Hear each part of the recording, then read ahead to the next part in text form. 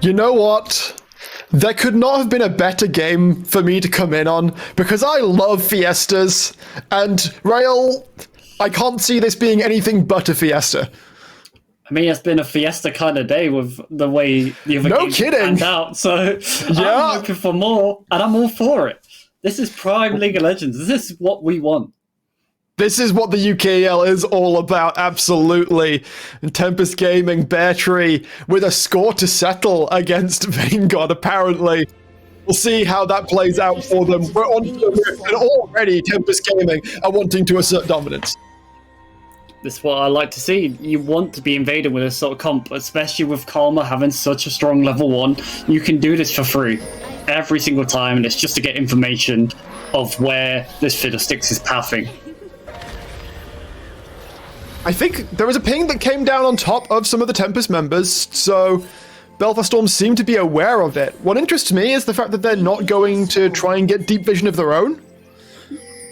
Yeah, they're kind of just sitting back, but you best believe this game, we're going to have 2 tents set up, and they're both going to be at bot lane, because even mid lane, both of them are just going to look to roam towards bot. Whoever gets the first roam timer is going to use it towards going bot, and it's just going to be party bot lane. It feels like we're going back to Ardent Sensor meta, where we just went, you know what, bot lane's the only win condition, let's throw everyone down here. Hang on. Neither of these supports build Sensor. Like, Scream maybe could on the Karma top, I guess? No, it's just the meta as it iterated to. It's the feels. It's the feels. I get that. I mean, there's still an angle. Like you said, Karma top could do it, but it's not going to be optimal for this game.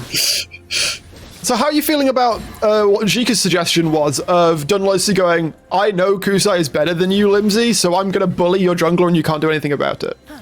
I don't disagree with it, because you want to keep Fiddlesticks shut down for as long as possible. Fiddle's gank patterns are very, very unique compared to every other champion in the game. Yeah. So it's definitely one you want to keep away from level 6 as long as possible. Oh my. Good early trade. Kusai is taking no prisoners here. It shouldn't surprise you. The man's a monster. Every game that's split, maniac. He's just been an absolute terror. And I think this is his first game getting his hands on Ori. I'm not sure about that. Production might be able to let us know if that's true or not. Right now, surprisingly chill in the bot line right now. Of course, level 2 was hit first by Vanguard and Zerg, but level 2 has been reached by Bear Tree and Buzzy as well. Looks like Vanguard might be going for an early little cheater recall. Yeah, and both junglers, both towards the bot side of the map, not really a surprise. Both want to path down towards the bot lane and just keep any pressure they can. But we do have an early roam from Zerg here. Does Kusai know about this? Obviously, they know that bot lane is missing, with Vanguard taking that early recall, going to get boots off of that one. But right now, at the moment, it is just Kusai going, I have prio, and there is nothing you can do to contest it right now. Yeah, with Azir not having much early game power, it's not the best to look for that roam. He's just looking for any presence. Yeah, Buzzy, yeah. What you doing there, bud? He's feeling it a little bit. He's waiting for the angle. But obviously, Jarvan has revealed himself towards his bot side. They're playing so respectfully. Like, Vanguard and Zerg are sitting back, only farming with the rockets. They know something's up. They just don't know exactly where Buzzy is. That's the terror. When a support like Nautilus is out of vision, you kind of just have to play scared. You just know he can appear from anywhere and with anyone. Well, Dunlosi shows his face towards the mid lane. Is going to look to contest Sojourn on towards that top side scuttle. It has already been secured. However, Scream may need to be a little bit careful here, actually, as it seems like Sojourn might want to get a little bit frisky towards the top side. I think, for the most part, Karma is going to be okay. And just going to help Rengus push in that lane. Maybe give him an opportunity to get it back off. Yeah, Karma not the greatest at farming under tower, so trying to deny any CS what they can, getting a shove in. Sojourn bringing out an interesting pick with this game with the... Hold on a minute. First bit of action. Bit of aggression. They were trying to get Buzzy underneath the tower, but it's Bear Tree who actually ends up taking the tower hit. I don't know how much they want this fight, but Kusai is here.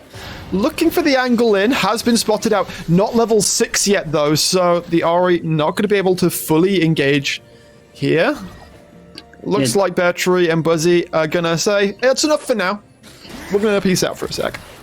Good little roam timer by Kusai. He doesn't really miss anything in the mid lane, so just free time what he had to waste. It's a shame that you weren't level 6, but it's pressure nonetheless, and that's exactly what he wants, just to assert any pressure on the map. I was really confused for a second. I was like, why is Sojin just stood in top Tribrush? I have to assume that's an effigy. It is definitely an effigy. He's currently farming his raptors. Why do effigies show up on the map as actual fiddlestickses? I've never noticed that till now. I won't even lie to you. Please, that has to be something relatively new. I've seen at least, like, a few Fiddlesticks games in my time. Well, because that's so weird. Anyway, Kusai making use of his pressure once again to join Dunlosi in picking up the first Drake of the game. Rangus getting a good trade onto Scream there as well. It's just horrible to play against. As a top laner, I've played against many Karma tops. It's just so annoying watching her poke you at every 2 seconds when she can. You can't trade with her too hard because she'll just shield and then she'll empower W, getting her health back. So they won't really miss much on any trades. Speaking of trades, big trade back coming out from Limsey there to punish Kusai missing the charm. But again, the Fiesta has not quite hit yet. I feel like we're at a simmer at this point. We're just waiting for something to happen, something for this game to boil over and turn into the madness that we have expected, or we have seen from the 2 games thus far. Yeah, we're just cooking something up. We're just waiting to add that little bit of spice in. Could be the angle here. On here. The Aftershock of Zerg has run out. Takes a big chunk of damage. Ignite not committed. Exhaust neither. Battery and Buzzy just going to continue to shove this wave in. Oh, but there's the catch though. Kusai, there's 3 people about. Is going to use the Spirit Rush. Has used the Flash as well. Is he going to be able to get out of this one? Dunlosi is going towards bot lane right now. So he's going to really struggle to get out of this one. The Foxfire movement speed is going to just about be enough to get him out here. Dunlosi now lurking, lingering, looking for the dive angle as the wave shoves in towards this bot tower. Yeah, so level 6 now as well. This is prime angle where you can look for this. But do they want to work for it? Jarvan's still wrapping his way around. There's the knock-up. Huck does not land. Lantern going on towards Vanguard. Instead, they target Zerg. He will not be able to survive this. No flash, and first blood will be given across to the Yasuo battery. Yeah, just when I thought when the tornado hit on the Jinx, I thought they might actually go for the angle on the Jinx. Oh, hello, Limsey. Looking for the angle in, but doesn't have the Emperor's Divide. Has the flash available, but isn't able to use it, and just gives another kill across to the Yasuo. Vanguard must be very upset that he wasn't level 6 there. One Super Mega Death Rocket would have secured him a kill back, but nonetheless, Tempest upping the tempo for this game. Got the Yasuo exactly where he wants to be right now with 2 kills. Sojin, currently on the top side of the map, has just started off the Rift Herald. In fact, never mind, it's already gone. Completely sorted out, so at least Belfast Storm getting something on the cross map. That potential gold sat on that little purple eye, sat in Sojin's inventory. Yeah, minor victory for them. Trying to get some gold back into the pocket. It's going to be hard to use anywhere, that being said, because ever looking to use that bot, you know Jarvan is going to be there, so it's going to have to be off a successful gank, or maybe even a push on the mid lane. Was he? Still not level 6 yet. Limsey trying to push the wave in. We'll see if he gets punished for it. Dunlosi, as we saw there, just clearing out his own camps. And there's the attempted engage with the Hex Flash of Buzzy. Limsey not falling for it. Yeah, the one thing we have to keep in mind is, in terms of range, obviously Belfast will have that slight advantage with having a Azir and a Jinx. Ooh, the auto attack gets cancelled. It's not going to matter though. Charm plus the final breath coming through. However, the turnaround comes through as Sojin arrives alongside Limsey. The Empress Divide does some good work. Buzzy and Kusai are just gone. Dunlosi should be able to flag and drag out of this one. Flashes first, in fact. Make sure that he can't be interrupted out of that combo. Big counterplay. hitting back. Hitting back hard, getting the exact play what they wanted, and now they can actually look to use that Herald bot. Like I mentioned, it won't be easy without help, but there's a TP. Oh no, that's Kusai. What am I talking about? Scream. Of course he's staying in the top lane. Kusai looking for the damage. Will be able to find Vanguard. And in goes Dunlosi. A kill apiece for Kusai and Dunlosi. And Battery will pick up his third onto Sojin. Meanwhile, the top laners are doing top lane things. Get that out of here. That ain't what we want to see. They got the Herald, but at what cost? They got absolutely dunked down in a bot lane. The TP coming in from Kusai, being able to make the return play, meaning that that first play from Belfast meant nothing. Maybe? Look at tower. Can we have a look towards the bot side turret on red side? I'm not sure if the Herald actually hit the turret. If possible. Hopefully we'll get an update on that at least at some point. But right now, Tempest Gaming, after that slight flub play in the bot side jungle, is still sitting pretty comfortably. 2k in the advantage. The next Drake is just about to come up onto the rift. Yeah, that tent play is paying off, and the Goon Squad is working away. No patience. Gotta watch out though. Sojin is here, does not have the Crow Storm available, but the TP coming in from Limsey. Buzzy is gonna get melted down and taken down. Losi now coming in to try and help out. Zerg is gonna be the first target taken down. Scream will pick up that one, and there's no way out for Sojin either. Beltry finds the knock up onto Limsey, however. Emperor's Divide is gonna mean Diddley's squat as Vanguard gets knocked up as well. The exhaust coming down. Kusai hunting the fox, looking for her prey, will not be able to land. I don't know if there is a charm in the tank either. Vanguard trying as best he can. Dunlos is going to step forwards. Battery will be able to pick up that kill, puts himself to 4-0. And this is the tempo. This is the Tempest Gaming magic. They get their advantage, and then they put pedal straight to the metal. Yeah, they're showing what a real Storm looks like in this game, and they're handing over every single kill to this Yasuo when they can. And that whole fight was a Kraken Slayer Yasuo, so it's such a difficult fight to ever win. Oh god.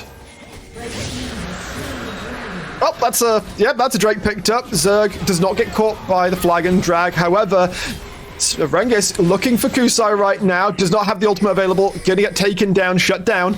I don't think there's gonna be a way out for Dunlosi either. The CC should be more than enough to mean his death. He survives for a while, but it's Sojin that gets the shutdown. Some important shutdowns picked up there. Does bring the gold to 20k for Belfast, but it is still a 2.2k deficit. So they're working their way back in. They're doing the right things, trying to match the tempo. And even just that flash over the wall instantly by Rengir was absolutely huge. Absolutely. Right now, Scream as well didn't join that play. Didn't gain much of an advantage out of it. He's still only, what, 10 CS up? Okay, he's got a kill to his name, but that's a Radiant Virtue on the Karma. Like, she is not going to be doing any kind of meaningful damage this game. She's effectively there to press R and do almost Seraphine things.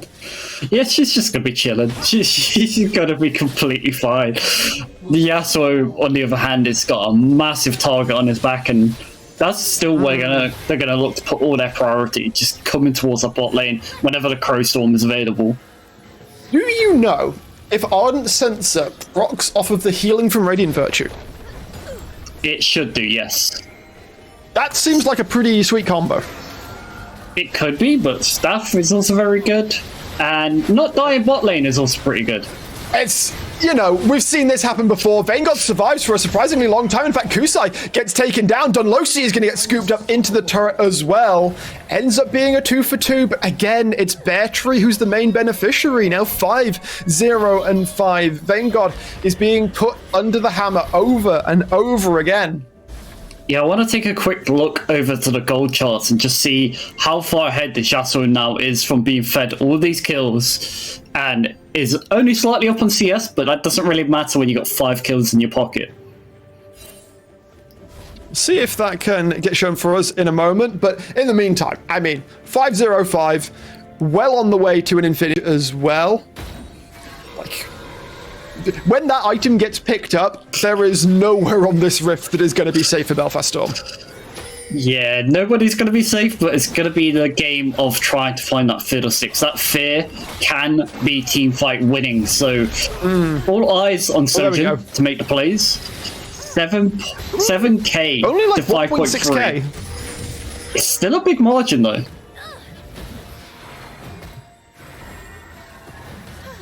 We'll see how he can leverage it. Again, we see grasp procs getting traded back and forth effectively. Just a feels bad moment for top lane. For anyone who plays top lane has experienced Nobody cares about us. Yeah. We'll sit here for 25 minutes. You know, I'll probably land... Like, we saw, like, Rengus there. Got in with the flash. Made that fight happen in a lot of ways. It's a thankless task, though, because he's not getting the credit for it. He's not getting the gold from it. I actually like what they've done right now. They've rotated Yasuo out the bot lane, with the bot lane tower being low now, able to move the Yasuo around the map to a more prioritized method to what they want. Nothing's really up as of right now. There's no dragon, there's no herald, so it's better to just stick them in the mid lane. Yeah, this wave will be the death of the bot lane tier 1 of Belfast Storm. That'll be, in fact, first brick secured for Tempest. So many kills have gone down that they don't really need to worry about structures just before now. And they also managed to ping out the Fiddlesticks. So they have information that Fiddlesticks was bot side jungle, which is really important information if they ever want to make a play on this mid. They know where Fiddlesticks is. Yep, they've spotted him out right there. And right now, yep, Kusai kind of just chilling. Yeah, has been pretty big in most of the fights we've seen. Although there is certainly that Kusai element of playing perhaps a little too much by the seat of his pants. And there's a couple of times where obviously he has gone a little bit too ham, perhaps. Well, there's still plenty of time for that, especially with him playing a more utility build on this Ahri. Going for that Everfrost, going for the Merc Treads, a bit more defensive on this Ahri build. Able to do things like this. Had to burn the Spirit Rush for it, though. You've only got a certain amount of time to use those charges, of course. And now Zerg and Rengus get into the river, going to make it harder for Kusai to do his thing. He's going to be able to land a charm onto Rengus, but again, that's not the target you want. Herald's going to be dropped in mid lane here. The Drake is already being started up by Belfast Storms. I think what the look right now, at least, is that Tempest might not even look to contest this one. No, never mind. They are looking to step in for this. Dunlosi needs to enter the pit. The Steadfast Presence was not used, but it doesn't matter as the Drake was secured by Belfast Storm. Sojin trying to look to make the damage happen. Dunlosi is surviving for so damn long thanks to the healing from Scream. In the meantime, the rest of Belfast Storm are getting picked apart. Limsey has to flash back into the pit. Sojin gonna try and do some work. Scream takes down Limsey. Rengus is looking for Kusai on the backside. The Ahri is not gonna survive that one. Sojin picks it up, and it's going to be a handshake and a walk away as top lane and jungler realize that top lane and support are just too tanky for the other to deal with. If anything, Belfast actually comes slightly a bit ahead on that fight. That is a pretty big fight for them. Rengus having... Who got the shutdown? I'm not too sure. Battery died. I think it was Rengus, because he stunned the Yasuo into the Dragon Wall. He pretty much tried to isolate him as much as he could in that fight, while Sojin jumped on the back line, trying to buy time. So they played off each other pretty damn well in that fight and picked up a dragon. So some gold in their pocket, something to work towards. Obviously, these dragons can help a lot against this team. Mountain Dragon going to make him a bit tankier, so do have better options. Sojin needs to be careful. Smites and will immediately abscond back into his jungle, but that doesn't mean Tempest Gaming are done with him at all. They will look to isolate, take that away. Hook will land on the bear tree, but they're not feeling like it right now. Just going to step on back, let that blue buff go away for now. Yeah, smart to give that over. It's not really something you're going to contest your life for, especially against an Infinity Edge Yasuo. Pretty scary point in the game, so one of the big spikes. So, Rail, we're coming up to 20 minutes. What do you want? Let's start with Belfast Storm, actually. What do you want to see this team do to, secure their position in this game, because they're only 2.5k down. They've actually responded, like we said with that dragon fight, they've responded pretty well. Like, what would you like them to do? What would they need to do to fully come back into this game? So they just need to keep fighting around objectives like Baron and Dragon, where it suits the Fiddlesticks best, where you can find the better angles to get a potential fear. If it's a one-man fear, a two-man fear, as long as it's onto the right targets, it can change the entire dynamic. It can set up Azir to get a shuffle. Don't forget, Poppy can stun into that Azir wall as well on top of that. So if they get a good shuffle onto Bear Tree, who is the primary target... Sojin is spotted, will be able to get the Crow Storm in, and Bear Tree is not going to survive it. Vanguard picks that one up. There is the depth charge used onto him, but the follow-up is just not there, and the hook lands onto Kusai as well. Just like that, 3 kills out of thin air, and the Baron's up to the taking. It's raining, it's pouring. Belfast is storming. Like, they're getting exactly what they want. With that pick in the mid lane, I said they need to find that fear onto Yasuo. They got it. And now they're just trying to stop Darwin's entrance into this fight. He's got flash. Scream steps a little bit too far forwards, has to flash back away. Very tanky right now. Rengus is doing a very good job of keeping Dunlosi occupied, but the Baron's not actually going down, and Belfast Storm actually make the call to disengage from it. Rengus, you're not going to kill him. You're not going to kill him, Dunlosi. He is too tanky at this point in the game. I would love to know just like how many grasp procs have happened. Meanwhile, as Belfast Storm look to take the backs, Tempest Gaming go, all right, it's our turn. Yeah, they were really low, so they're all forced to back. They don't have Super Mega Death Rocket back up yet, so they can't even scan it with the ultimate. They're trying to find a way back. Are they even aware this is going on, Sojin? Surely looking they to step know. forwards, looking to spot this one out. They are absolutely aware of it, and he is going to be completely zoned out. Belfast Storm look to make the proactive play. Vanguard gets the kill onto Bear Tree, but it is going to be Tempest Gaming picking up the Baron. The 3 remaining members are going to flee, scatter in all directions, ensure that they can get out with this buff, try and do something with it. Belfast Storm do not feel like they want to let that happen. You're going to try and hide under your turret? Well, that's just tough. Scream looking for Vanguard, going to find that one taken down. Kusai, however, is removed by Rengus. This Poppy, you may be tanky, but Scream and Dunlosi are going to be able to take this one down. Baron stays on 2 members of Tempest Gaming.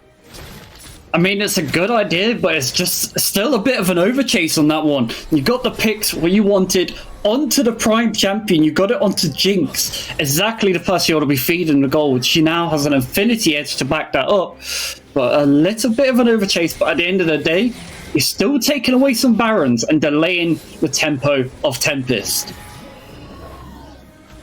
The gold lead has actually shrunk. Despite the pickup of the Baron, there's only about 2.5k in it. And right now, we see Tempest Gaming are going to start off this next Mountain Drake. Sojin can look to join in on the play. There is the Crow Storm being channeled. It's going to get stolen away by Sojin. Does not have the pickup available. Buzzy, however, is going to get caught by the Super Mega Death Rocket. 1 for 1, and Belfast Storm take away a second Mountain Drake. Yeah, pretty huge pickup. Again, this is going to help them deal with this team. Very, very bursty team of Tempest Storm. I'm getting free stats. You're not complaining, and only being a 1 for 1. I mean, this tier tower is going to drop anyway because it's 1 HP. You don't have much to complain with. You've drawn up the kills, 17-7. And like you said, they're slowly clawing back at this gold lead. It was way worse earlier. Right now, obviously, Tempest Gaming have to slow the tempo a little bit. There's no real objectives to take. The wave states aren't fantastic. There are still a couple of turrets, a bit of standing gold left on the map, top and bottom tier 2 turrets. How easy is it for them to get those turrets? It's not the easiest, to be honest. They've got some good champions on the side of Belfast to delay taking these towers. Obviously, like I mentioned earlier, the ranged advantage from the Jinx, from the Azir. Sojin jumps onto Kusai, will force the use of the Spirit Rush to get away. Rengus looking for the angle in as well, flashes forward, but the response Spirit Rush means The heroic charge not to come through. He charges onto a minion, and the steadfast presence finds the engage. Meanwhile, Limsey shuffles Battery under the turret. Buzzy is going to get taken down as well. That is fantastic across the map from Belfast Storm. Kusai is going to be able to survive, but he has to burn his flash to do so. Just like that, I'm starting to question Rail. Yeah, same. I've got questions of my own. I'm very lost with what's going on right now, because just when Tempest look like they're trying to push the momentum into bot lane, that shuffle from Limsey into tower is absolutely massive. And then in the mid lane, Ringear is just being a complete driving force. He's been a complete menace on this Poppy. And every time he shows up anywhere, they have to be scared of this Poppy, knowing that someone's going to be nearby at this point. And look at who is the main beneficiary of all this gold. The primary carry, the perennial carry of Belfast Storm, Vanguard on this Jinx. And of course, that's a real scary proposition. It's a very scary proposition. He's been slowly collecting kills in these teamfights, be it from Megadeth Rocket or be it from his just Rocket last hits. Doesn't matter as long as the gold's falling into his pocket. The gold lead, I think, is the smallest it has been pretty much all game, now down to about 1.5k. And Tempest Gaming now do seem to be playing just that little bit slower. They're looking a little more meticulously for their plays. It's going to be a while yet before Baron or Dragon come back up. I will say, despite his score, the Fiddlesticks has definitely been a problem in these fights. He's managed to find some pretty good ultimates throughout this game, and that champion in general terrifies me. He's the bane of my solo queue existence. So seeing it in this is outright the spookiest champion in the game. I think I legit have the highest loss rate against Fiddlesticks whenever I play against that champion. You know what? I don't blame you.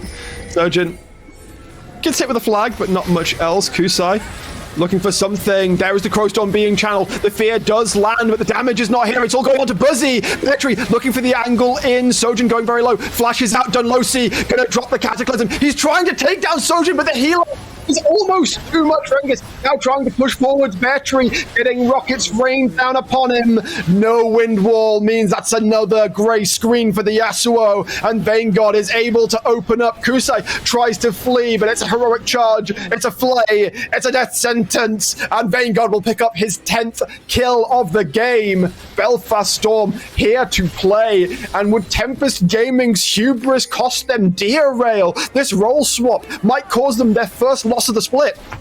There's still potential for it, yeah. This Jinx has been the benefactor of all that gold, like we mentioned. They didn't have the best laning phase, but it doesn't matter because it's Jinx.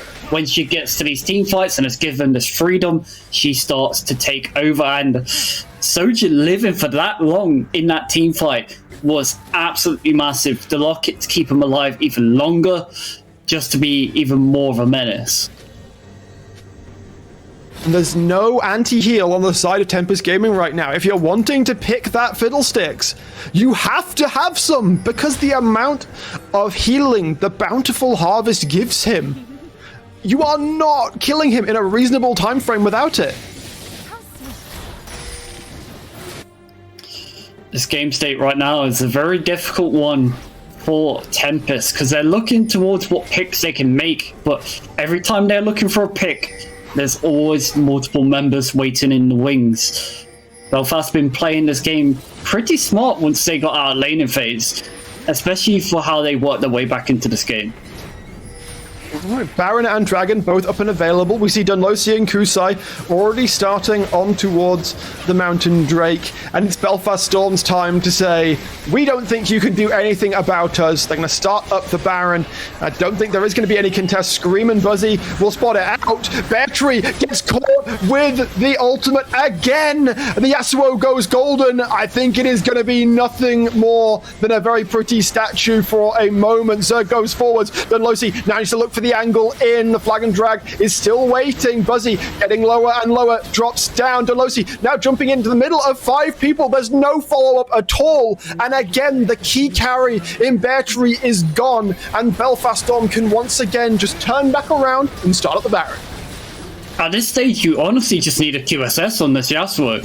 He has been feared, he has been stunned, he has been just caught out of position. He's going to serve him up. There's the Cataclysm coming out. Kusai is able to take down Zerg, but the follow-up just isn't there. Kusai has to go golden to avoid the damage coming out from Vanguard, but it isn't going to matter. It's just Scream left alive to watch as 4 members of Belfast Storm will pick up the Baron, and just like that, the gold lead flips. Now 2k in advantage of Belfast Storm. There just isn't consistent damage from Tempest's comp. With the Yasuo being dead, they don't have that constant, consistent damage to follow up. Karma isn't going to be a source. Ari isn't going to be a source. The range isn't there on top of that. And to add to all them facts what we just spoke about, Rengar has just been an absolute menace. Whenever he has found the opportunity to, he has jumped straight onto this Yasuo. He has denied Yasuo any entry to any of these fights. Look at this Tempest team comp. The 3 most important members of this team, Dunlosi, Kusai, Boeth, Beartree, are champions that live and die on dashes. We saw it in the mid lane. Rengar's using the heroic charge on a minion to deny Kusai's 3rd Spirit Rush charge, force him to burn a flash. And he's been doing it all game long. His scoreline does him no credit at all. This Poppy has been downright debilitating to Tempest Gaming. It really has, and there's been no answer to this Poppy.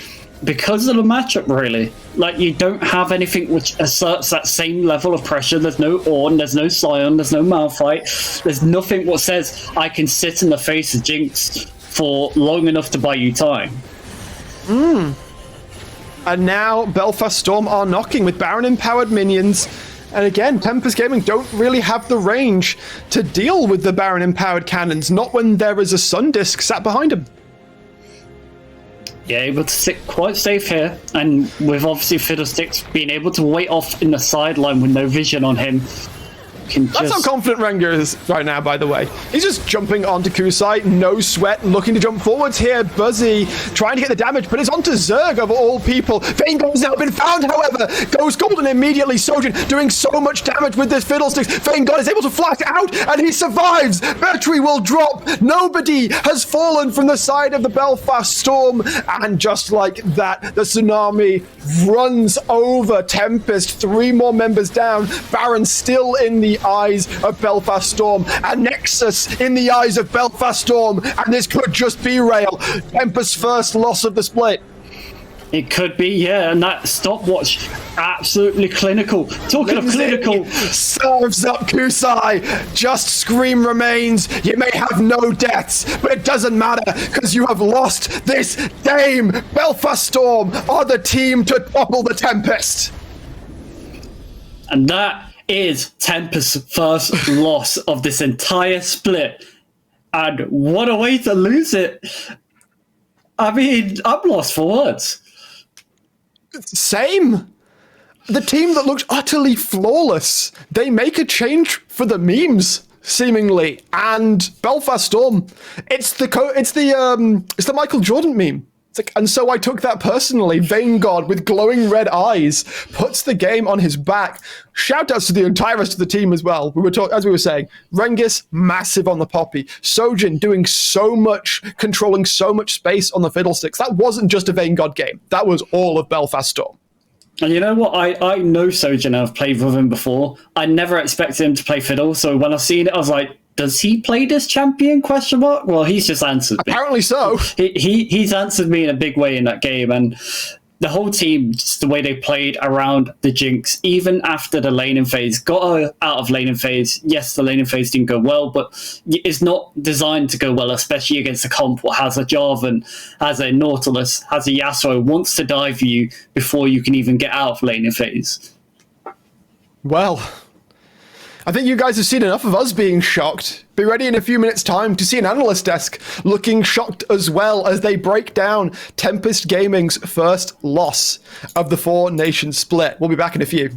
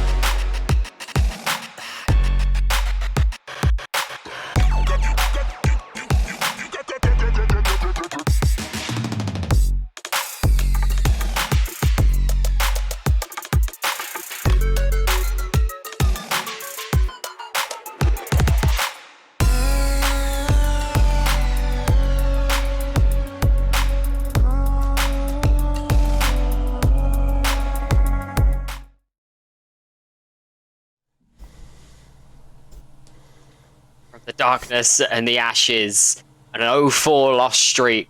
The Storm from Belfast will cut to the Tempest from NA and hand them their first loss. What was that? That was crazy. I don't know.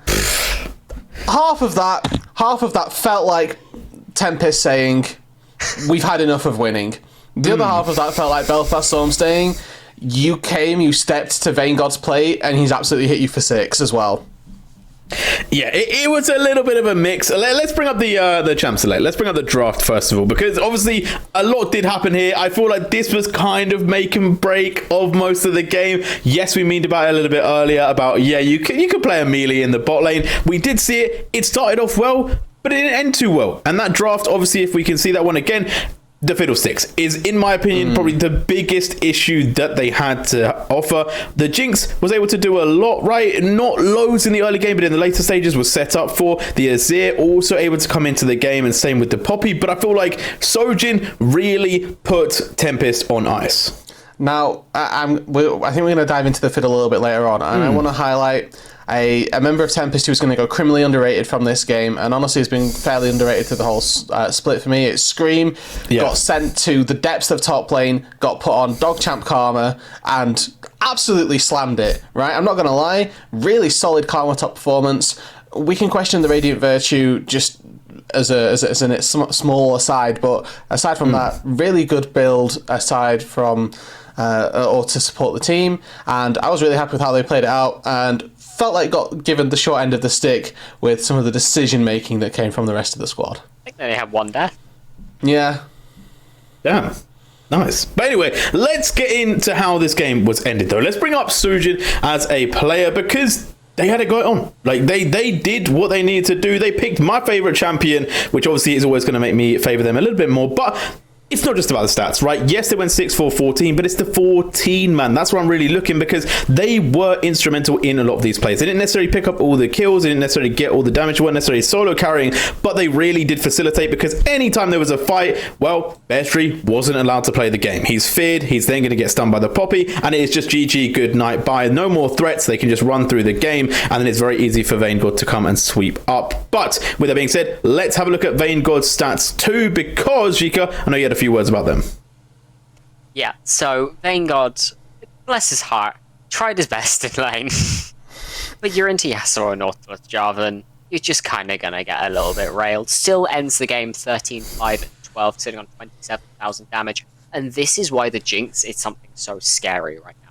With Get Excited being able to stack infinitely, one reset is all you need to really start to run away with a fight. And we saw it time and time again. Didn't pick up the first kill, got that assist, got excited, and then just ran the fight down left, right, center. And we said at the start, Jinx is not a Vanguard champion, right? It's not something that we typically see from Vanguard. You expect the Kaisers, you expect the Vaynes, maybe the Zeris, or if you want to look to a more mechanical level, the Ezreals. You know, these kind of champions that have a lot of mechanical prowess.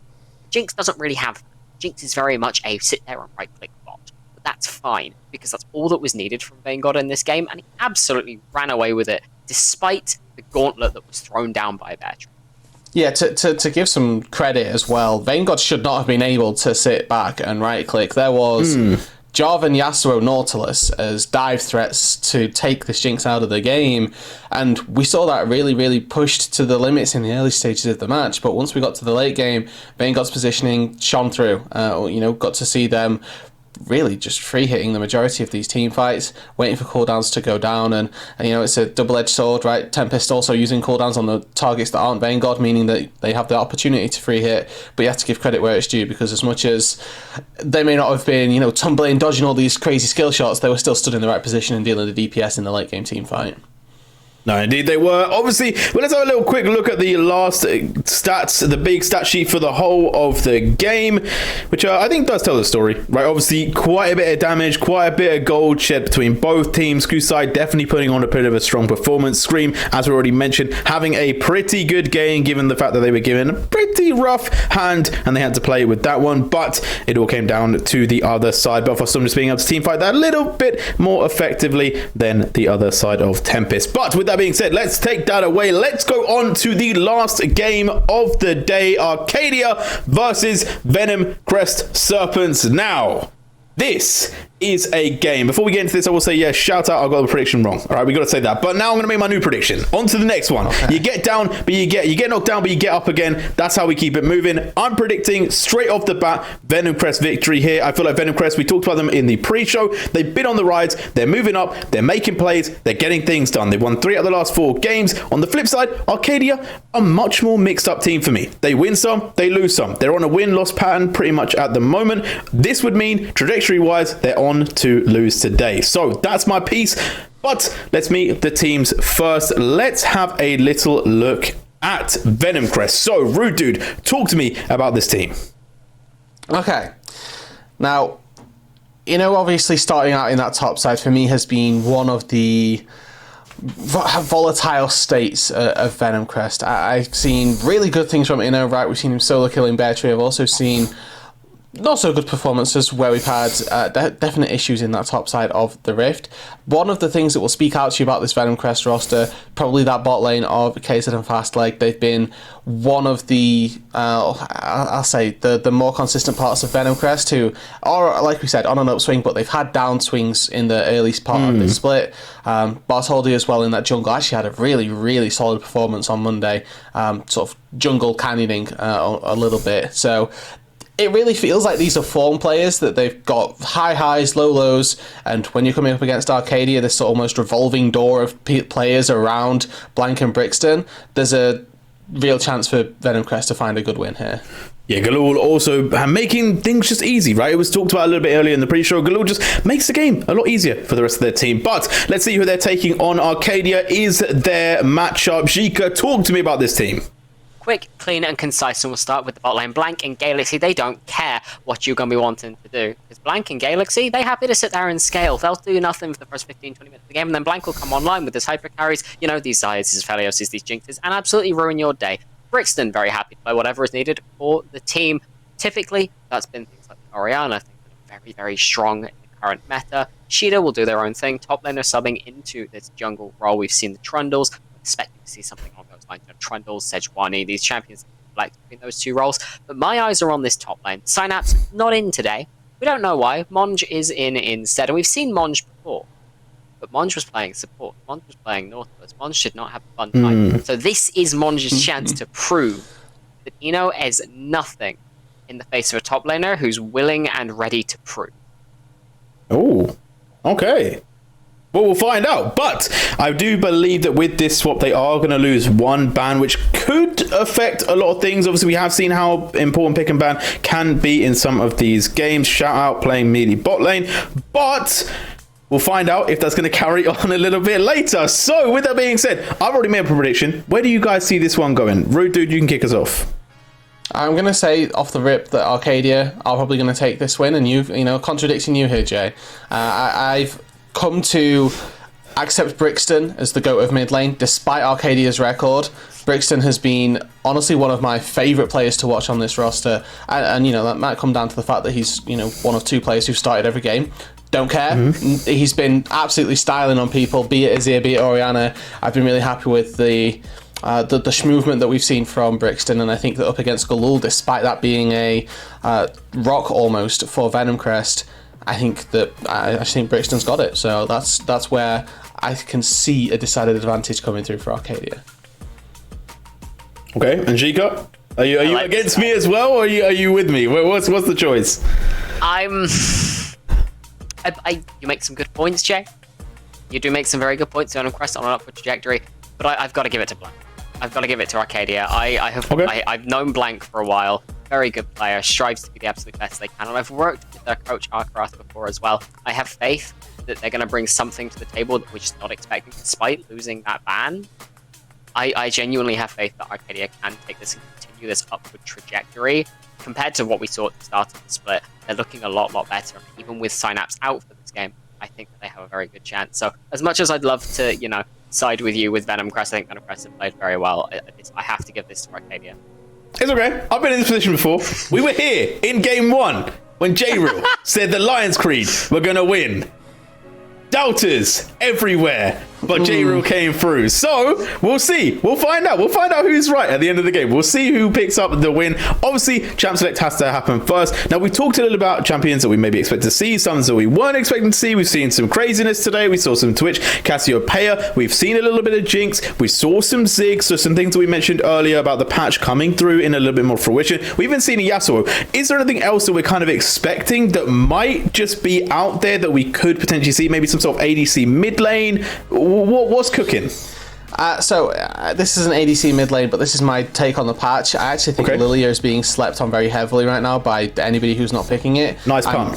Really, thank you. I'm really there for any sort of Lilia picks. I think that versus the jungles that are currently relatively meta, anything that's a tank, so to speak, Lilia has typically a good time against, and gives you a nice little bit of AP as well into your composition, which can facilitate things like those ADCs mid lane.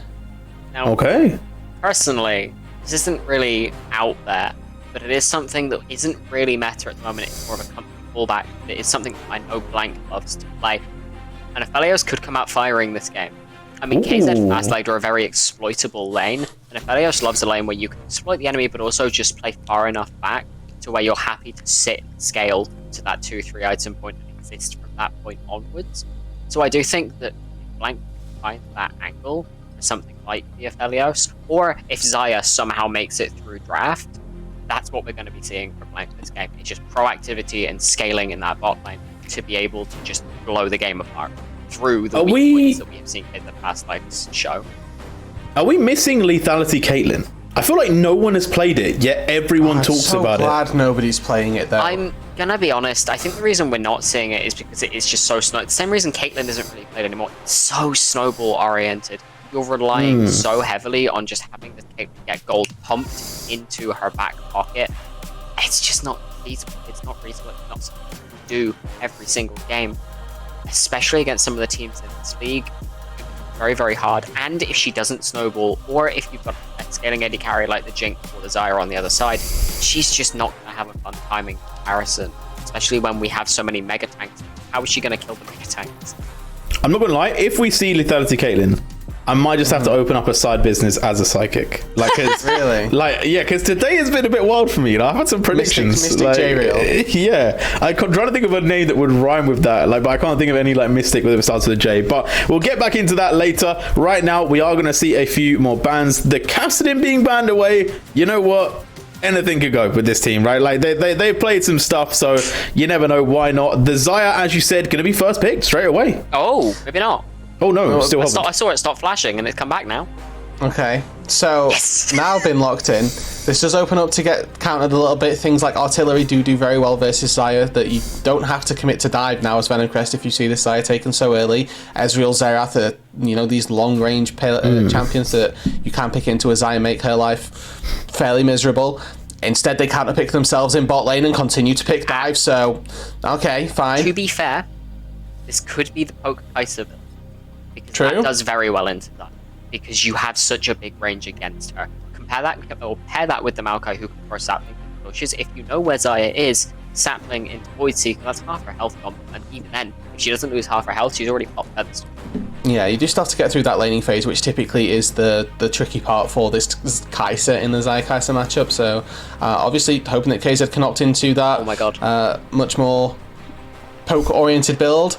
The fact that you take Maokai here is, very well and good, but you give over the Lovers Duo. Means that now Galaxy is going to be very happy with this pairing. Has a little bit of extra range on Battle Dance. The double W for the two of them as well. I'm already fairly scared for whatever Venom Crest tried to lock in this bot lane. Ooh. There is something worth mentioning. That's Renekton. That's not. This is conventional. We've never seen Arcadia play conventional. It's weird. But the very interesting thing about this bot lane is no matter what you pick in that support role now, and I actually think it's list bot, right? I think it's the Sandra support for one, because it's really, really good into Rakan. Rakan goes to Grand Entrance, you immediately get Ring of Frosted, you have the Glacial Path to get away really easily, you've got very good poke with the Icicle Spear, and you can lock down either Rakan or Xayah with the Frozen Tomb. It's very easy to play this Sandra in this lane. The problem you're going to face is there is absolutely no lane in the game, especially a Kai'Sa lane, that out-priorities Xayah Rakan. So if you're really looking to play to your bot side, which this bot lane, the Lissandra Kai'Sa, else really makes me think you're going to have a very hard time because you can never out prior, so you can fight for objectives. They're so safe because of Rakan's increased range of battle dance, as Ruth so rightfully mentioned, and they're so incredibly strong and just in general fighting because of how well they work together with the dead plumage and the quickness, that you really have to be ready to flip-flop your plan and play this top side. Shut this Renekton down with this Maokai and whatever you pair it up. I want some weird top laners. I'm not gonna lie. I really want to see something like Olaf come through, or because tell me that's not gonna just absolutely snap against Isaiah. You know what's open? He knows Cassante has been left. I wouldn't mind an Aatrox, to be fair. I'm indoctrinated to the CB lore, so Olaf, you're speaking my language right now, Jeriel. I'm going to be honest with you. Yeah, unfortunately, Zika, she do be the prophet. You know, just going to lock in the Cassante, called the Zaya earlier on, so maybe you two can go joint, you know, half and half. Just I'll be sales. I'll be front of the house. You guys can chill in the back.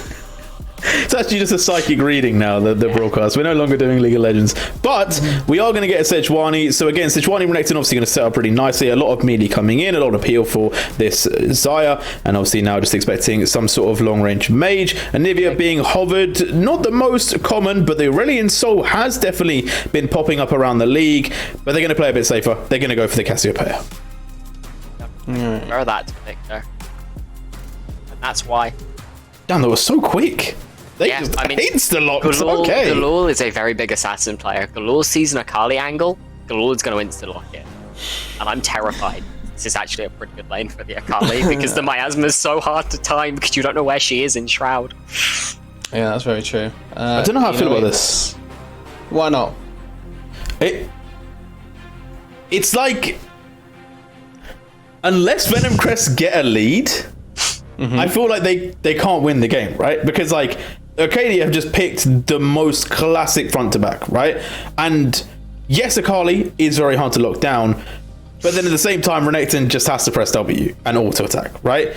Cassante can cause a problem, and Lissandra can also get into the backline, but Zaya has ways to keep themselves safe. And there is also that issue of what build are you going for Kai'Sa, because if you're going to go for the AD, then you're relying on getting your killer instinct into that backline, where's CT to set that up, or you're going for that poke with the W, but that's a very tanky frontline. That's all my problems. That was a lot of issues that I have with the comps, but maybe you know more. And the other big problem you're going to have with poke Kai'Sa in this game specifically, you do no damage till 2 items. But I was going to say it's so wildly different to the rest of your team's identity. You've got a very big with going straight for backline, which already is very hard into Zaya, right? I would know better than anybody. I'm a Zaya one trick. You just press the R key and any dive that's coming into you gets completely shut down. Then you press Q, E, and everybody's health bar just goes. So you've already got a really heavy dive comp that the poke Kai'Sa doesn't fit into. You're going to have to go AD, but AD suffers really hard in Zaya in the mid-late game because you can only use Killer Instinct in so many ways, and Zaya's going to have Rakan and the Sejuani realistically right on top of her basically the entire game. So the second you go whoosh, they're going to go dogpile. You don't get to move the rest of the fight. And then you don't really have a top laner that can nullify this Renekton. So Renekton's going to get further through lane. We saw it a lot throughout the summer split. It was this Cassante Renekton matchup because Renekton just had such a free lane into it that you could use it relatively well, especially Sejuani, one of these duos that we know very, very strong because of that Fury Empowered W, immediately stacking the perma. I will say there obviously was the changes recently, so early game top laners aren't as suppressive now, so maybe Cassante will be able to survive a little bit more, maybe get through to the late stages. There is still angles, right? There is still Cassante going all out onto Zaya, which is just never a fun time for any ADC. There is also still just Akali, well, perfect execution, be doing a lot of damage. Oh, yeah. Akali moments. I honestly think Galul's going to have to make a bit of a statement this game. He's going to have to go a little bit crazy on the Akali, and I do think he's got fairly decent tools to do so. Zaya obviously very difficult to take down, but late game Akali, if you hit an E, that carry dies regardless, because if they Featherstorm your E2, you have your entire ulti. If they don't Featherstorm E2, it does 700 damage when you build AP, so it's a weird decision. This is Galul versus the world. J-Real's hopes of being the prophet rely entirely on Galul, Meanwhile, we have gone for the underdog option, and it relies entirely on Blank and Brixton to maybe get a good miasma to stop Blank losing by a whole lot of Kali. So, hey, you never know. They might have gone to the school of Aragon and become a beast on Renekton. Like Monj could be the carry that we never knew. You know, like things could go anywhere, right? Also, I'm still kind of unsure about Cassante at the moment, right? I still think that there's a lot of speculation on how strong he is going to be at the moment. So there is a world for me where actually Cassante just takes over the game, and it's just like, well, all right, he's back. Things. But I think that there's levels. There are levels to this game. Either way, I'm very excited because I think that this is actually the most interesting game we've potentially got today because it's less wacky, crazy stuff that has to happen and more like, okay, who's going to be more clinical? Yeah, there's definitely a little bit of early game demand from Venom Crest. Arcadia, like you've mentioned, that typical front-to-back composition going to be favoured as we get into the late game. We know what Xayah does versus Dive. That's the onus really is on Venom Crest, so got to keep your eyes on how well this Lissandra can function really. And what's even more wild to me is this comp was drafted into a first pick Xayah. We don't see Xayah first pick very often because of this reason. You just completely go against what you want to do. If you're playing a team comp that plays back, she can't play forwards. She has to play kite because of feathers. So seeing them draft a full, like, we're going to wombo you team comp, feels like they're just saying that they're testing. Well, birds of a feather do flock together. Zyra Khan, the Lovers Duo. Is it going to be enough for Arcadia to pick up a win against Venom Crest? We'll find out. Brackish, Brit, Rail, for the last time, take us through to the game. Thank you, Jay and Desk. So, Rail, as we heard the Desk was just saying, this is perhaps the most simple of to talk about. We talk about like, the individual comp. That's an angle that you think they might have missed. No, I think more or less they're bang on. Like, Arcadia have the most simple generic comp you've ever seen in League of Legends, the most simple front to back. Very protective of both Cass and Xayah, so it's really nice how it plays around. A good 2v2 top side as well, with Sejuani Renekton, instantly proccing both stuns. They both tie hand in hand really well. I do like Inno on Cassante though. The last time he played it, he had a really strong game. So there is some edge there to look at. The Marco today, overall, has generally been good in the past weeks of UKL.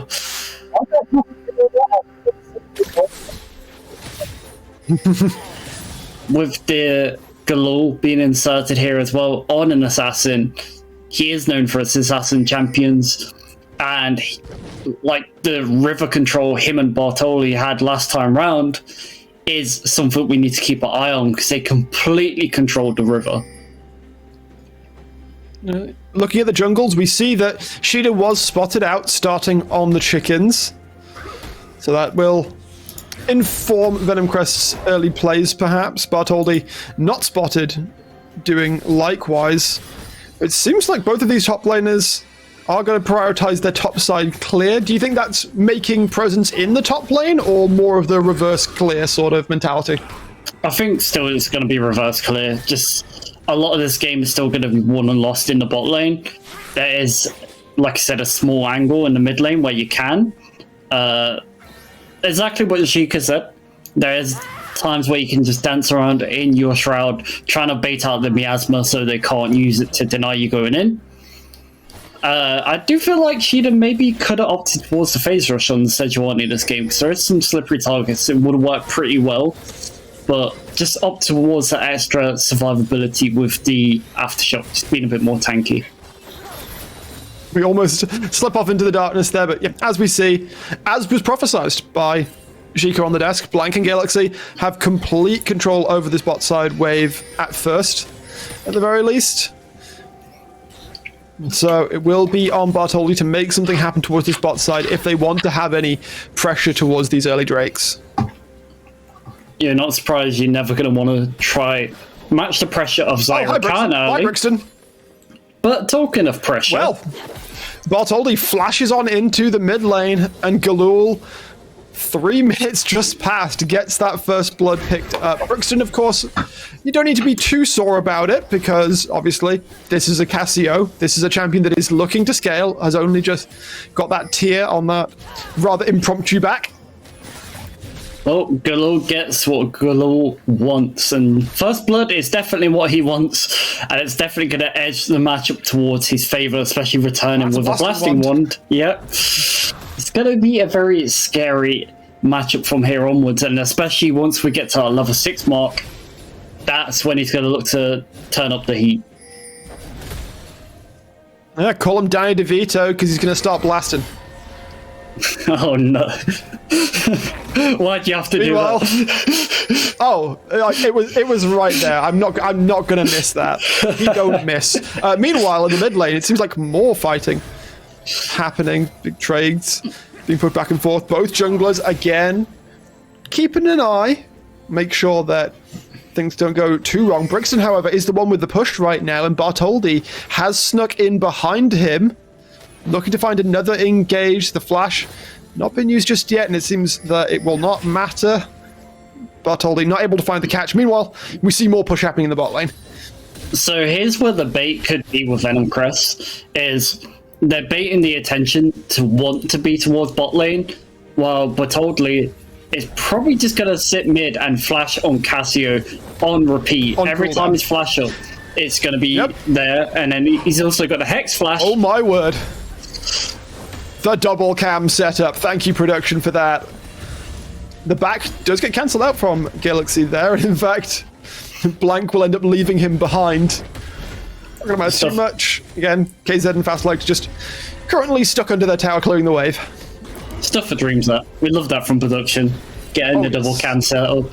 Shame we don't have any replays today, but we're down a few members, so fortunately no replays today, guys. But they went to go and do a convention or something. Sounds pretty cringe to me.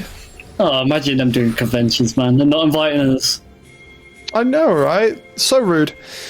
So, Drake has spawned onto the Rift right now. KZ Fastlight taking that recall.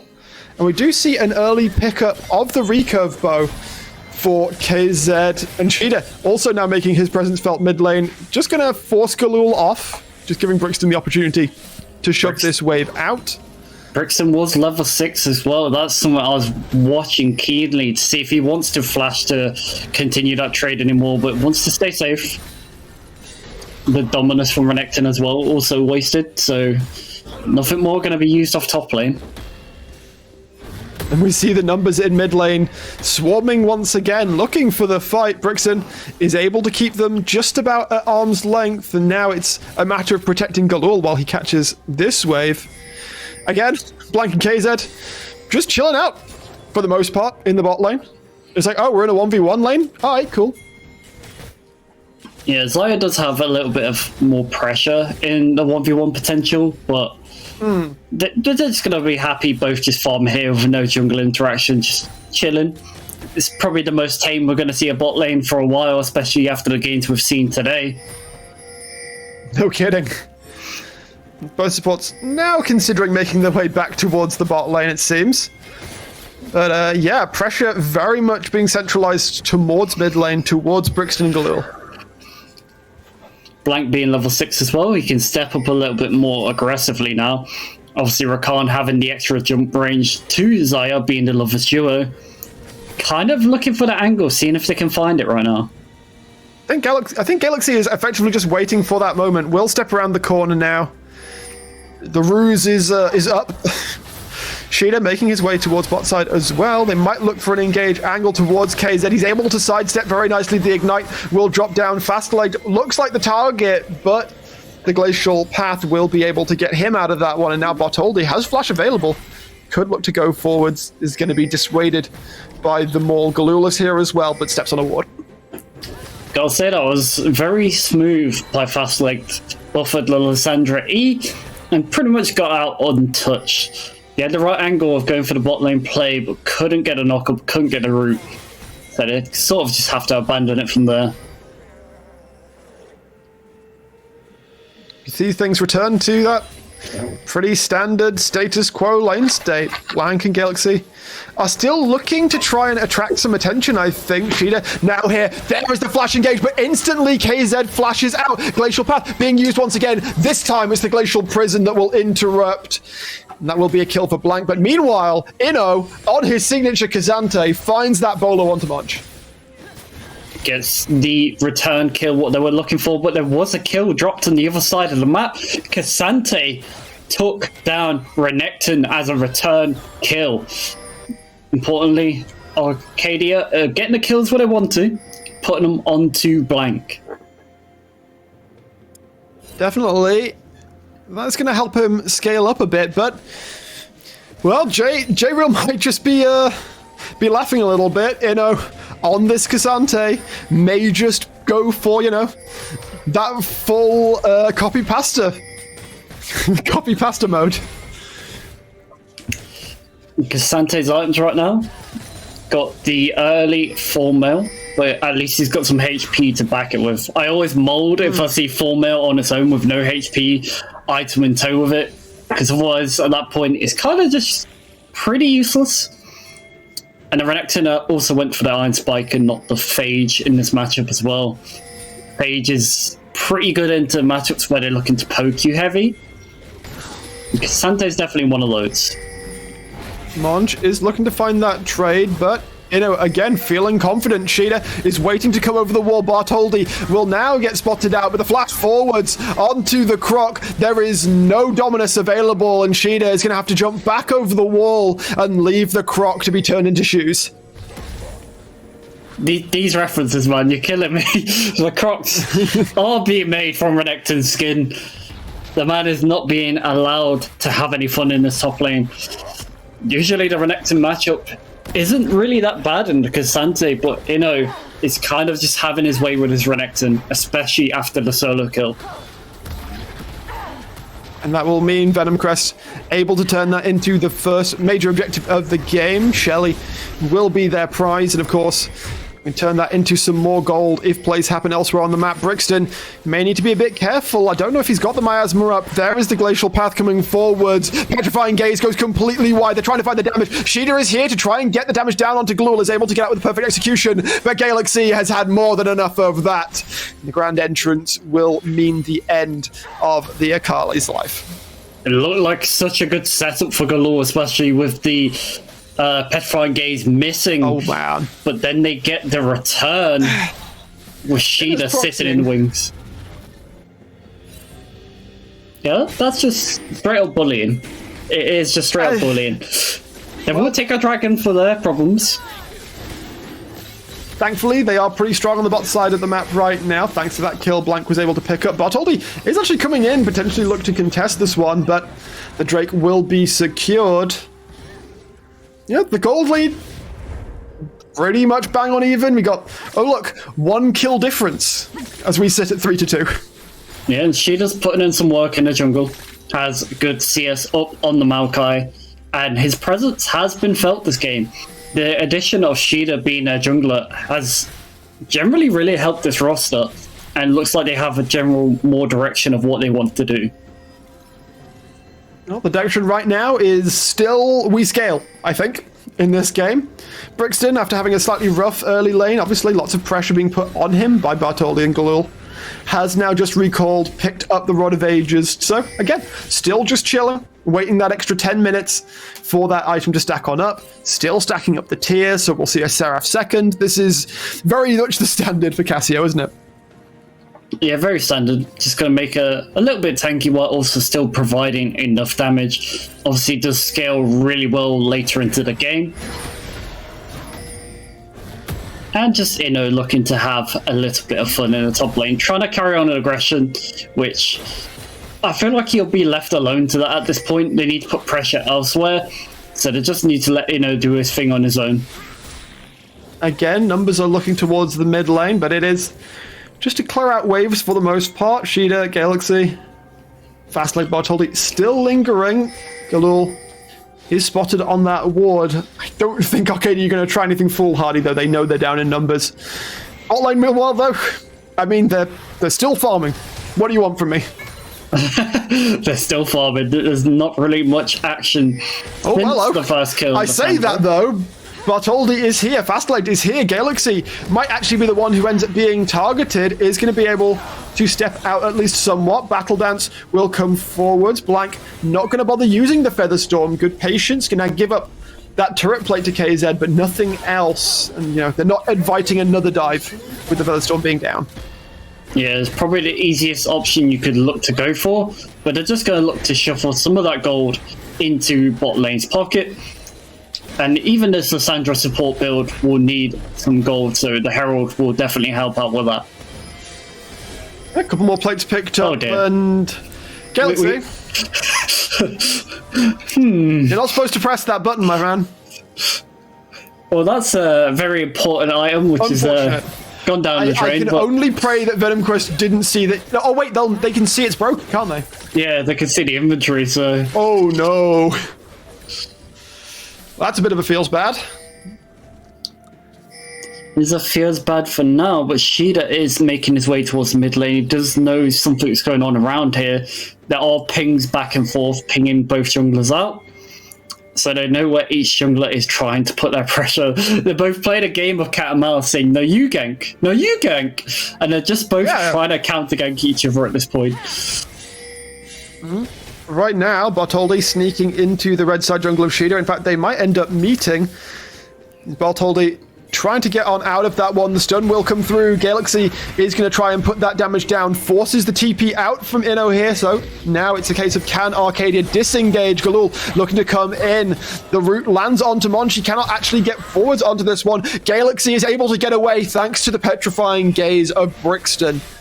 And the perfect execution, not able to find its mark. Bit of a feels bad for Venom Crest. They brought down probably their strongest member right now, which was the Cassante, and didn't really find much of it. Wasn't able to get the ultimate off, so wasn't able to get any kills for his trouble. Luckily for him, though, Monge also found himself, also walked to the bot side, so it's not like the Renekton was making up massively in CS and XP during that play. And we also got the first turret going down for the game, which is in the bot lane, which is part of the reason because of the Herald, which was used down there. And that's a killing spree. Oh no! Oh, the one day that we don't have the replays, we can't see Inno getting bolo after bolo onto Monge. Is now going to hammer on down towards that turret. There is no Arcadia member anywhere nearby. I'm not sure if we'll be able to take the whole tower down, but it's going to do a big chunk. Yeah, there you go. Yeah, he did it. Yeah, Inno's definitely demanded a lot more respect. And you could see it from this game alone. He's getting more kills. Oh, we do get have a replay. Frab just stay. Thank you so much, production. I mean, I think I think this is just called Cassante things, right? It is just called Cassante things. And now that W buffer, you can no longer just tap it. You need to hold it a little bit longer, but it doesn't matter. Still plays out the way he wants it and just completely destroys the Renekton in the matchup. Second Drake has spawned up onto the rift right now. Fast-legged finds Brixton. He does not have a stopwatch. The Casio going solo. Fast-legged will be the one to take that one down. Blank flashes black, trying to make the fight happen. Inno still looking to finish out Galaxy. He's so tanky. 4 members of Arcadia hitting onto him and barely scratching the surface of this Cassante. Meanwhile, see Bartoldi, fast-legged, moving on towards the bot side. Sheena is going to look for Inno once again. He flashes out. The chase down is still there, but they're not doing enough damage to him. Here's where Inno is really wishing he had ultimate in this situation. He definitely could have gotten 1, maybe even 2 kills in that fight, but unfortunately he doesn't have it. But his team will pick up Dragon for that. The response will be Herald. Alright, second Herald for a Drake. You're getting to the point where it's of roughly equivocal value, especially since that's only first Drake pickup for Venom Crest. But, I mean, I have to question a little bit. Arcadia putting so much damage into trying to kill Inno, the 3-0 Cassante, who's already completed a Mythic and got that Spectre Scowl. Yeah, he's already on his way to become a mega tank, and as soon as he gets, he might be going Spirit because it also benefits off his own shield. As soon as he gets that, he is going to be pretty difficult to take down easily, because Zaya is still only at 1 item. She's going to need 2 or 3 to take down Cassante, and it's going to take a lot more firepower. Firepower that they currently don't have. Brixton still scaling up. Does have the completed tier, but still a little ways off finishing off the Archangels, and Brixton gets found towards the bot side. Inno will be able to claim it, but he is able to, at very least, take the pound of flesh and get fast leg for it. I think Inno would easily take a support for a mid, and they're looking for more. They're trying to find Shida. They are looking for him. Bartoldi not going to burn the flash. They are happy enough just to take away some camps. And of course, KZ is level 11 now, so with very little movement would be in range to join with Killer Instinct. This is a little bit dangerous by Bartoldi with the rest of Arcadia being close, but he does manage to smite it away. Complete disrespect. Says that camp's mine. Thank you very much. Bartoldi again shadowing Shida as he does his camps, just saying, no, you're not allowed to have this. You're not allowed. And Shida, possibly out of frustration, jumps forward, trying to get onto Bartoldi here. Perhaps walking into a little bit of a trap. KZ looking forward. There is the Nature's Grasp coming out. It is going to be the catch found on towards Shida, and he is not tanky enough in this game. Bartoldi goes very low, but he's not able to be chased down. Brixton not in a position to do damage. And again, Venom Crest find their picks. The problem is with this state of the game is both teams do scale really, really well into the game. But you have Cassante, who just infinitely scales better than the Renekton. And a Cassante should not be as online as he is right now. He is currently 4-0-2. He probably has Spirit Visage finished in the base. Ooh, finds the root, fast-legged. Has Frozen Tomb. They don't overcommit for that one. And everybody slinks away. We've just passed 20 minutes, Rail. It is a 4k thereabouts gold advantage for Venom Crest, and Inno is looking to bully the other snake on the rift. Goes unstoppable, and well, yeah, that seems like a pretty apt description of his current power level. He is definitely unstoppable with the current state of this game.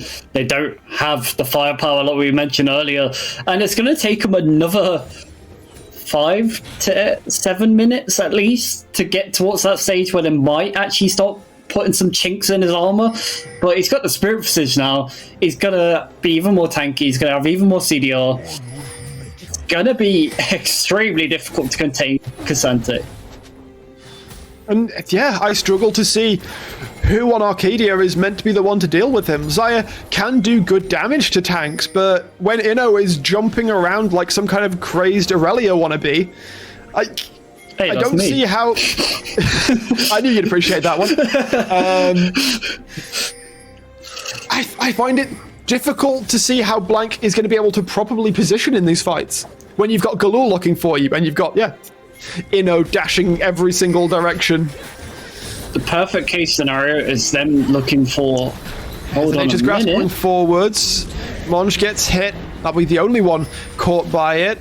Rift Herald is summoned, but it's right behind the mid-tier 2 turret, so in order for it to do anything, Arcadia need to shepherd it all the way to that tier 1 turret. Galul on the side looking for a way in, and Inno looking as well. Shida's currently on his chicken, so not able to help at all, and Shirley will suffer a rather ignominious end at the hands of Venom Crest. And for Venom Crest, that's a completely fine trade, using the Maokai ult for that tower to open it up. Did I just use the word ignominious on a broadcast? You did indeed.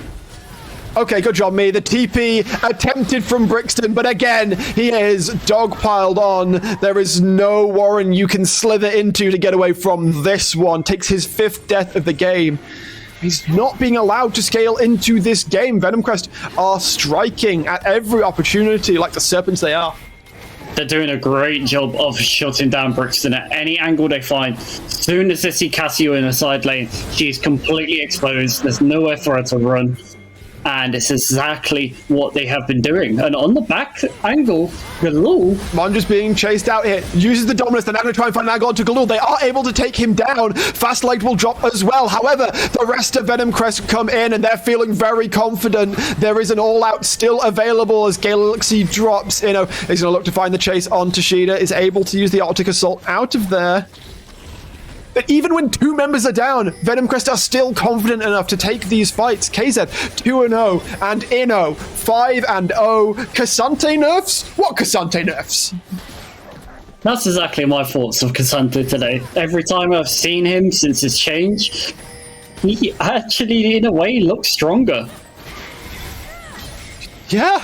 KZ, they're trying to find the chase onto it. Smite denied, however, from landing the stun. The TP now coming in from Inno. He's looking for his target. And oh, look who he's found. It's Brixton once again. No shedding skin will save you. That's a 6th death. And with the mid laner gone, it may be Venom Crest just saying, you know what? We don't think you're going to try and contest us at Baron. Even if they do, Malkail is already nearly back up just from the itemization he has done this game. So they can look to turn this if they want to. Baron health is already going down. We're hitting half health right now. Sheeta going to try and use the Hex Flash to find an angle in, but they are, as you said, looking for the engage angle. Blank goes up into the Feather Storm, tries to get out of this one. Galul is able to find the backline. He's not quite able to find Blank. It's going to take Inno a hot minute to finish that one up, but unfortunately, there's just not the damage from the rest of Arcadia. Nobody is falling. Galul paid with his life, but the rest of his team run rampant over Arcadia. Inno is going to shove in the mid lane as the remaining 3 look to take on the Baron. A lot of people are going to start asking questions about Inno's Cassante now, especially with the changes. Are people going to let him pick up the champion for free?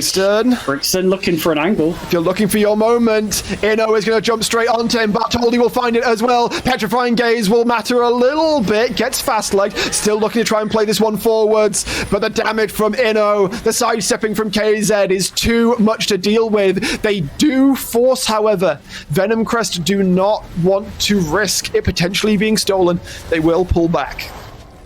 Now, if I'm Arcadia, you can generally look to rush this Baron. There's so many low health bars, they could actually go for the angle, but they're just going to take the safe option and just pick up whatever farm they can and just slowly work their way back into the game, because the gold deficit is pretty big right now. It's nearly 44k to 38k difference.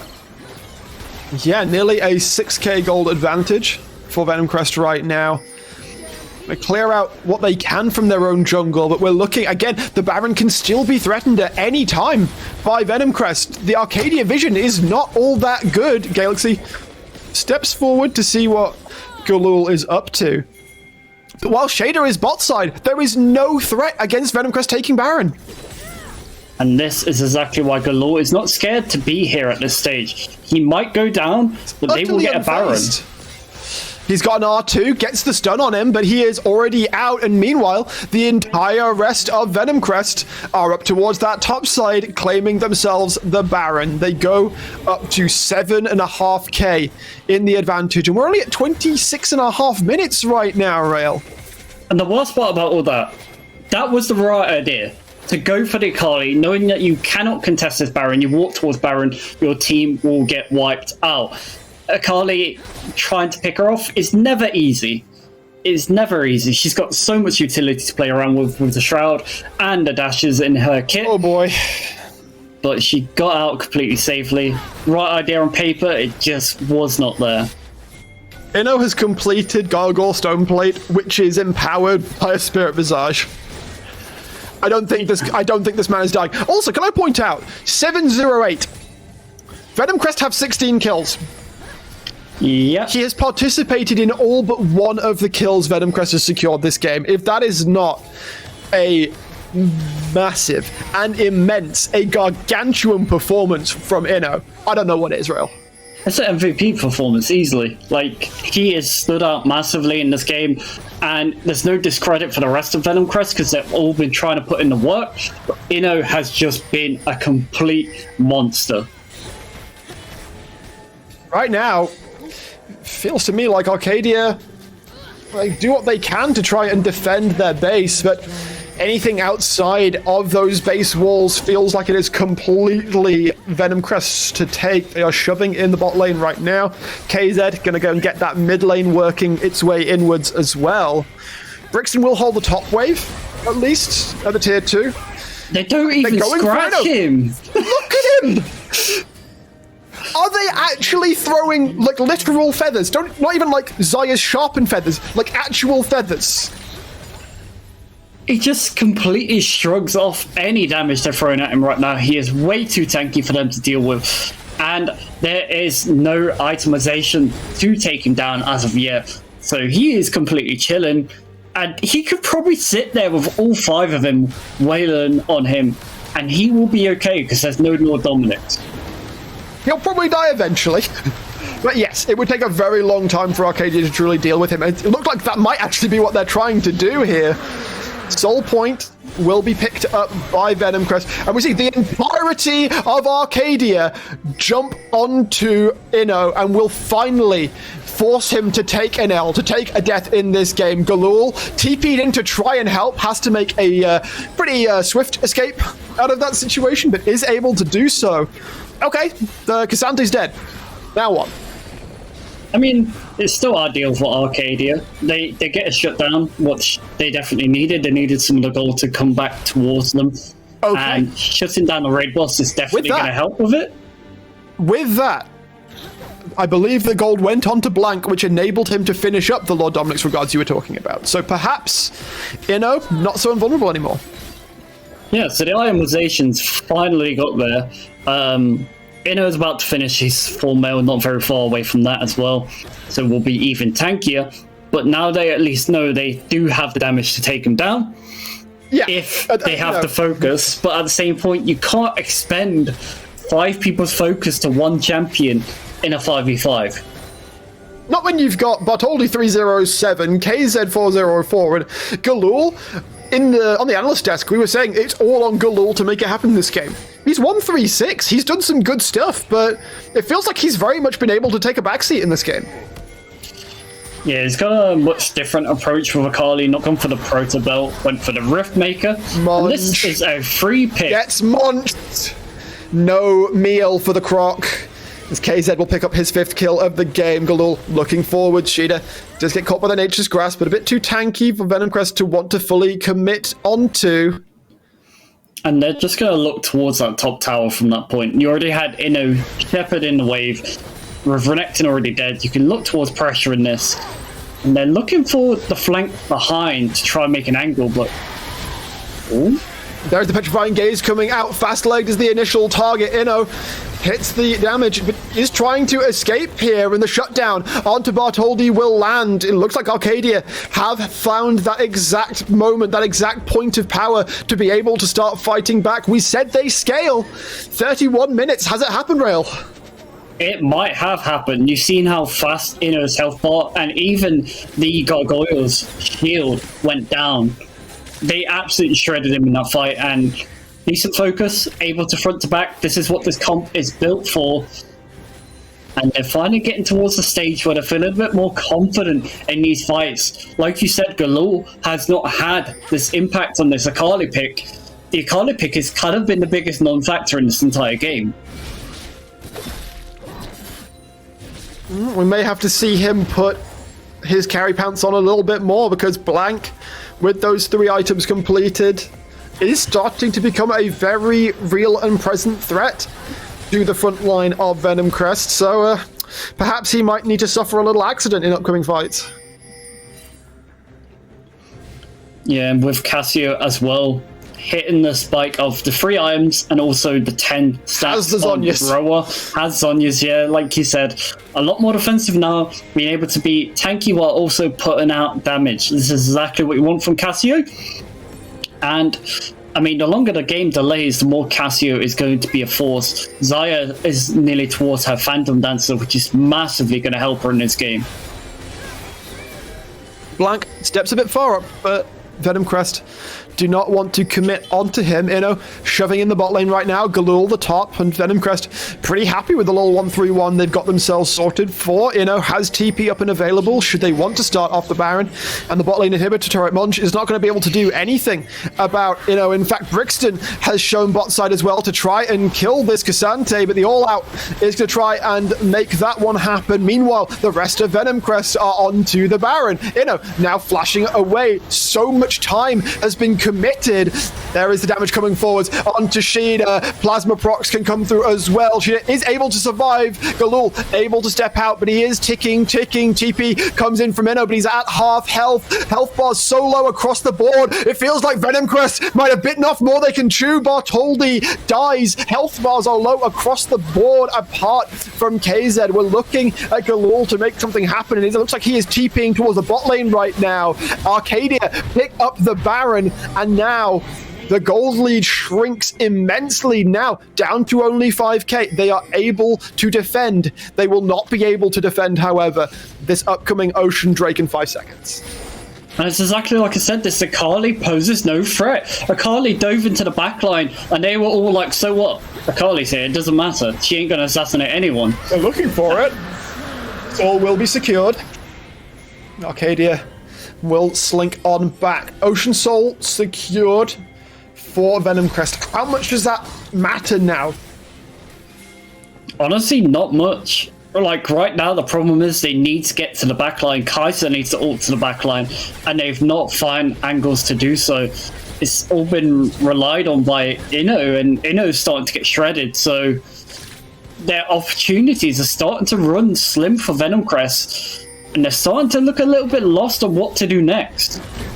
Arcadia pick up their second turret of the game. Blank forced to use the Feather Storm. If the fight continues from here, it might be looking good for Venomcrest. Sheeda has to flash out after the Nature's Grasp. Bartholdi goes forwards and secures it. KZ goes dominating. Galul is looking for an angle in to try and make it happen. It's not going to matter though. The Cassante is running wild, and KZ has picked up a quadra kill. Can they hand it across? Monch is going to try and make his way out. The damage coming through. The Cassante is not going to be able to secure that. It's the Kai'Sa that I am thinking of. Galul keeping his attention again. One more kill will do it, and it's a pentakill for KZ. As it looked like Arcadia were coming back, Rail, Venomcrest whacked them in the face with a 4-item Kai'Sa. Might as well be Cassante as well while you're at it. We've been talking about him so much this game. It's a good day for League of Legends. We can say that when 2 pentakills have been delivered today, Arcadia fought really, really well tooth and nail to get back into this game, but it proved not They enough. are starting to come back up. Can they potentially defend this? The Nexus health dropping lower and lower. Venomcrest are not messing around. They will knock down the Nexus just shy of 36 minutes. And for a second, it looked like Arcadia were coming back. Venomcrest snatch it away from them. Yeah, right from underneath their feet when it looked like the good press into mid was going well, but they forced out the Featherstorm, which that's the entire reason that fight went so bad for Arcadia. The Featherstorm was gone, the Glacial Prism was gone, they didn't have any of the utility they wanted left, and then the Maokai ult hit 3 targets in the backline. From there, it was lights out. Could you tell me who did that, Rail? Who got the Featherstorm out, by the way? Mr. Cassante. It was the Cassante. Oh, it was the Cassante. It was? Oh, yeah. I forgot there was a Cassante in that game. Okay, KZ, you got the pentakill, but my brother, put on a absolutely stellar performance on that Cassante. We cannot praise him enough for that game. I'm sure the analyst desk will have plenty more to talk about. So we'll hand it over to them in just a couple of minutes' time. Don't go anywhere.